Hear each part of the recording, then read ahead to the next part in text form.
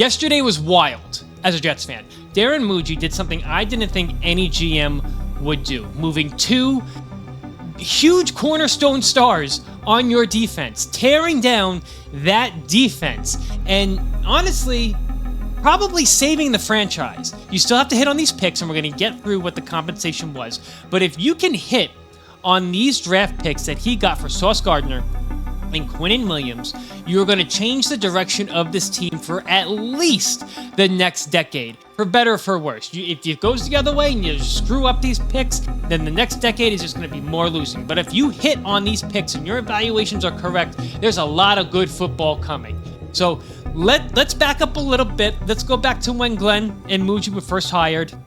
They had a win-now mindset. We heard it at the podium when Glenn first hired, and he said that we are a win-now team, and the goal was always to win now. And a lot of us, including myself, were like, okay, we took that with a grain of salt. We knew the roster wasn't fantastic. We knew that we had some good players in some key some key positions, but the rest of the roster was kind of void of talent. So saying you're a win-now team, we all kind of, like I said, took it with a grain of salt. But when you're 1-7, and it's not like these games are close. There's a lot of blowouts here. Things change, and things change quickly, especially with the lining up of the bye week and the trade deadline right at week 9. It was actually kind of perfect for the Jets because they had a lot of time to work through some trades and get some deals done. The goal was win now, but good for Darren Mougey and good for Aaron Glenn for pivoting. Now, it wasn't the fire sale that I thought it was going to be. I thought they were going to get rid of everybody. I for sure thought Breece Hall was going to go, even though I didn't want him to go. I thought Jermaine Johnson for sure was going to go, even though I didn't want him to go. I thought Quincy Williams for sure was going to go. I thought Quinnen Williams was going to go. I did not expect Sauce Gardner to go. That was certainly a surprise and a shock for me, and I think for everybody watching. Let's get into these trades. So we'll start with Quinnen Williams. Quinnen Williams has been here 6 seasons now, I believe. And he had made it clear that he wasn't happy coming into this season. He wasn't happy with the direction of the team. He wasn't happy with the coaching staff. Particularly, that kind of all started, or he wasn't happy when they got rid of Aaron Rodgers. That was reported by Connor Hughes, I believe it was, is when the tipping point really started. He apparently has asked for a trade on 3 separate occasions. When a guy does that, you know he wants out. You know that he's done. And apparently they also had a meeting or something last week that did not go well at all. And he made it clear he wanted to go out.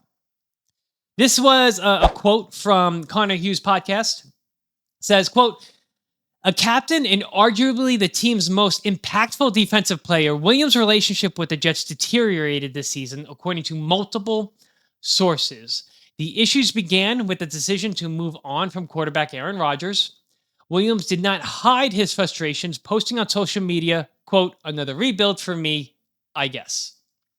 Coach Aaron Glenn discussed Williams' comments with him both privately and publicly at the NFL Combine, but the situation did not approve. The Jets' decision to reject Williams' request to rework his contract earlier this season made matters worse. He has just $5 million remaining in his guaranteed salary for 2025. The Jets' 0-7 start made the relationship irreparable. Williams let those close to him know he wanted a fresh start and had little interest in working towards an extension in New York. SNY learned his preferred destination was the Cowboys, a feeling that clearly was mutual. So he's axed out. Also in this podcast, he said that he axed out a minimum of 3 times. They had a meeting last week. It did not go well. He made it clear with them he was not going to sign an extension. So when you have a guy that's unhappy and you have a guy that has given you his all on the field, let's be real. Even though he was disgruntled, he was still playing at a very high level week in and week out. And when a player says that they're done, you have to move on from him, especially with the contract situation. He had no more, $5 million remaining guaranteed. That's almost nothing. He had no more really guaranteed money left on his contract. You're not just going to let him walk in free agency. Now was the time to move him, and they made the move, and they got a second-round pick this year from the Dallas Cowboys and a first-round pick in 2027.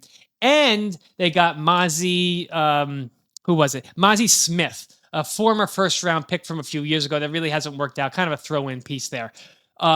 This is huge. That's a lot of draft capital, I think, for a guy with an expiring contract. Jerry Jones over in Dallas is getting older. He wants to see a Super Bowl, I guess, before he passes away, before he gets really old.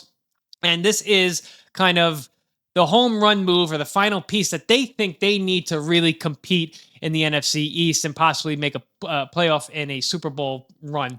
The offense is really good. Their defense has certainly struggled, especially against the run. And Quinnen Williams is going to help them do that, at least for this year.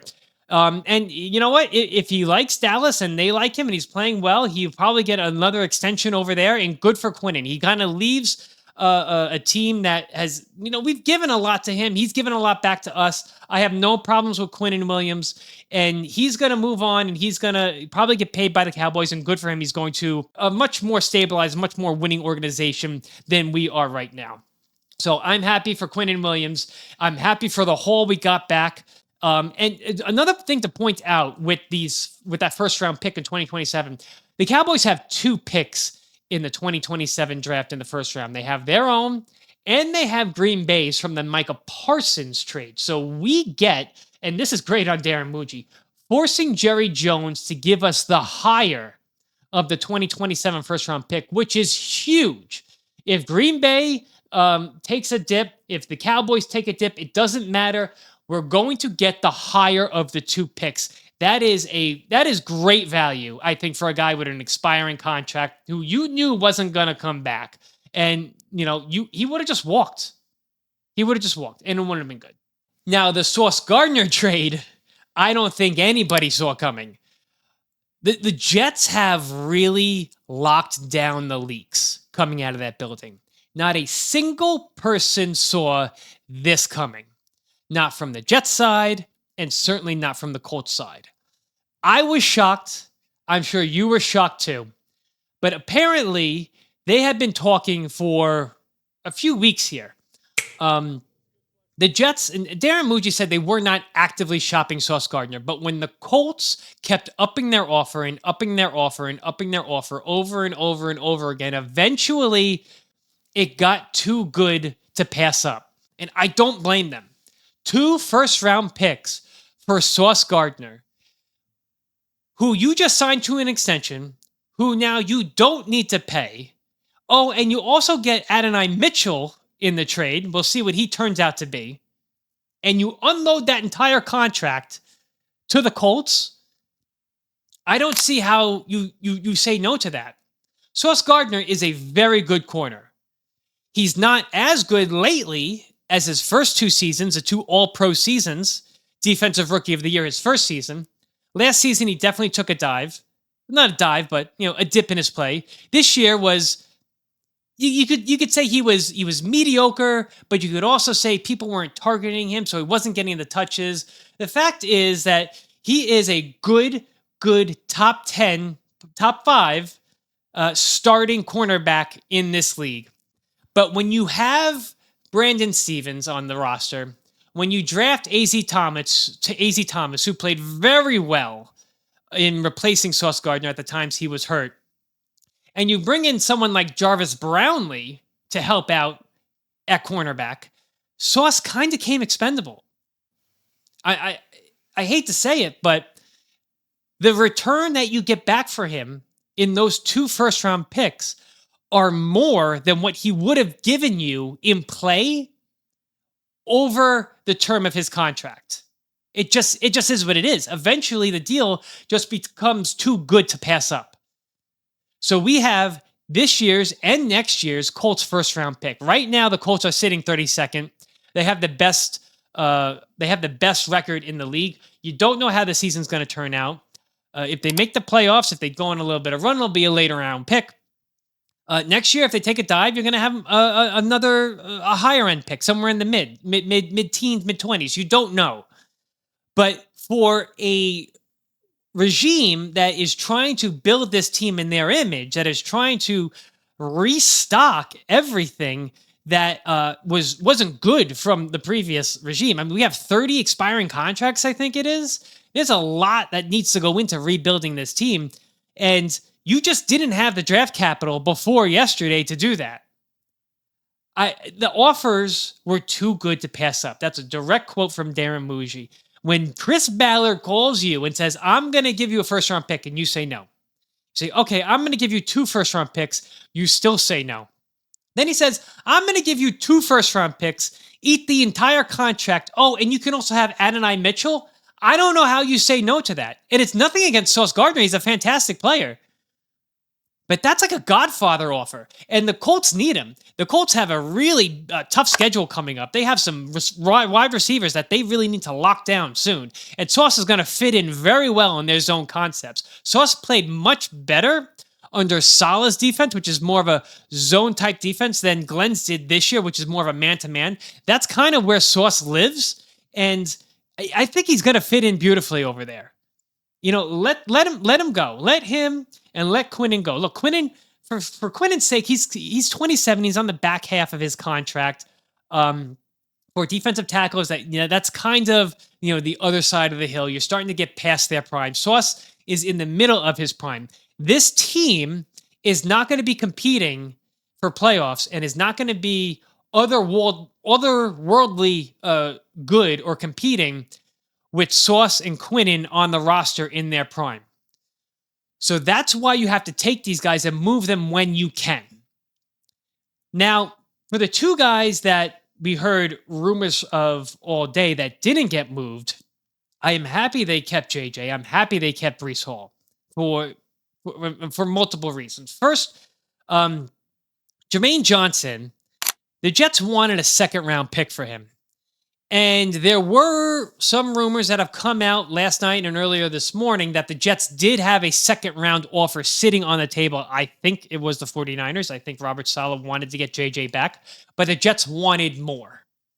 They thought, and they think very highly of JJ. When he's on the field, the stats show that the defense plays much better.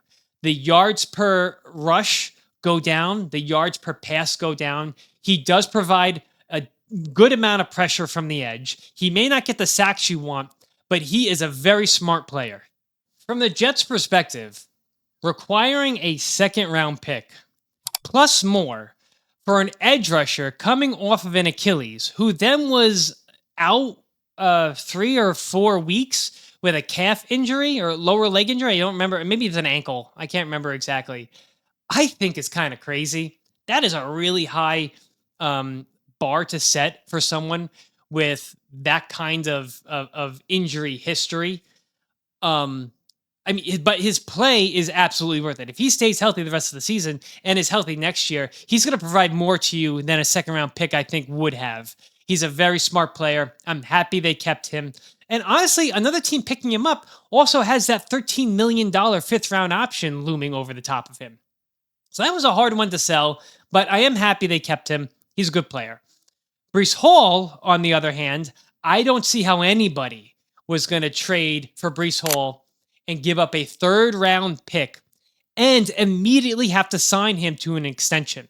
Because that's what you would have to do. You would have to part with a 3rd-round pick and immediately sign him to an extension. You're not going to give up a 3rd-round pick for a 8-game, 9-game, whatever it is, 8-game rental of a running back. Nobody was going to do that. There are now reports coming out that the Chiefs had a 4th-round pick in for him. They were going to offer the Jets a 4th-round pick. The Jets said no. They were firm on their 3rd. And good for the Jets for not just laying over and taking the deal. Breece Hall, I think they'll do some sort of exclusive franchise tag on him, or non-exclusive franchise tag, or transition tag, something for him in the offseason, or they'll try and sign him to a 2 or 3 year deal that's team friendly.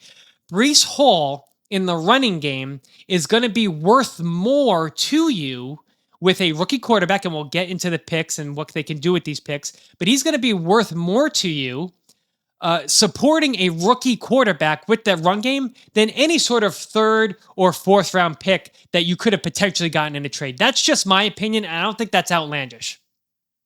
So at the end of the day, the final haul was 2 first-rounders, a second-round pick. I'm sorry, 3 first-round picks. Excuse me. 3 first-round picks, a second-round pick, Mazi Smith and Adonai Mitchell for Sauce Gardner and Quinnen Williams. This completely reshapes the roster. If Darren Mougey can hit on these picks, it's nice having picks. They look great on paper, but until you actually turn those picks into players, it means absolutely nothing. They are lottery tickets. Now the Jets are going to have a very high pick this year. I don't think I'm crazy for saying that. We could very easily have a top 3 pick, if not the first overall pick.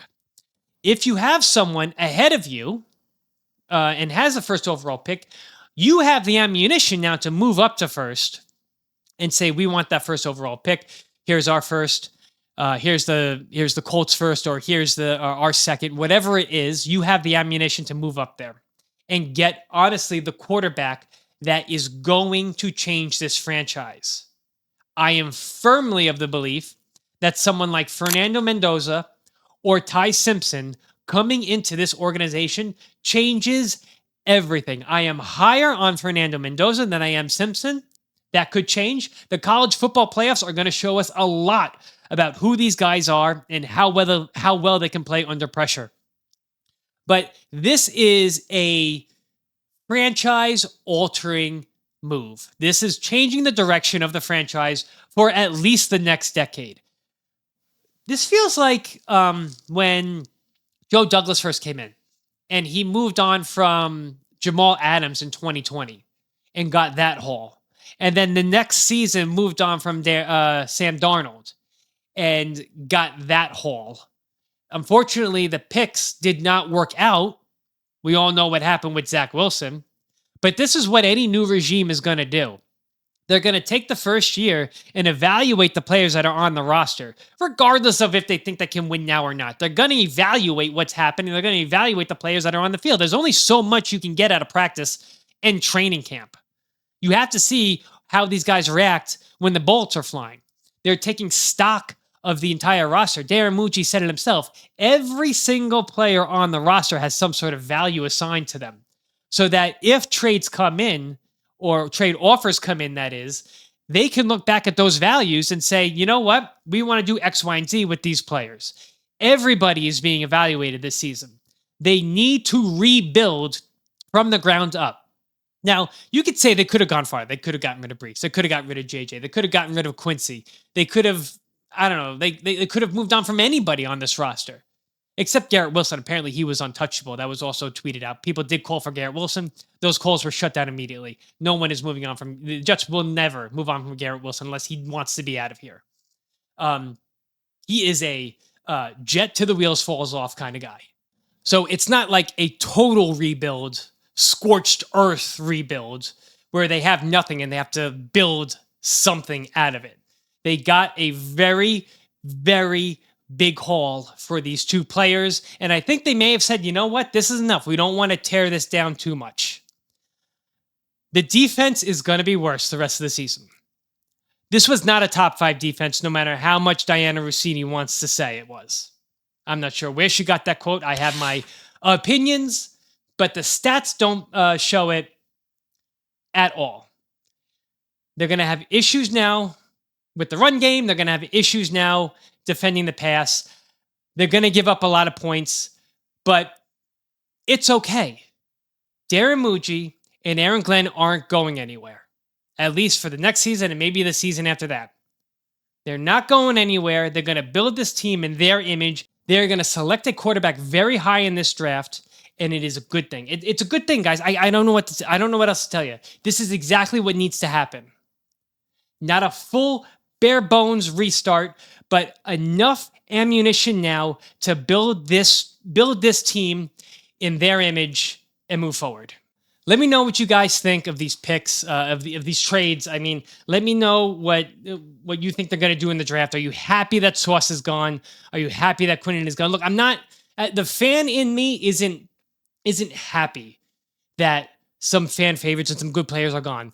But the analytical draft side of me, the person who's thinking ahead, that wants this team to compete, regularly, season in and season out, week in, week out, play in and play out, says this is the correct move for the franchise. So let me know what you think in the comments. And if you like this type of content, please consider subscribing.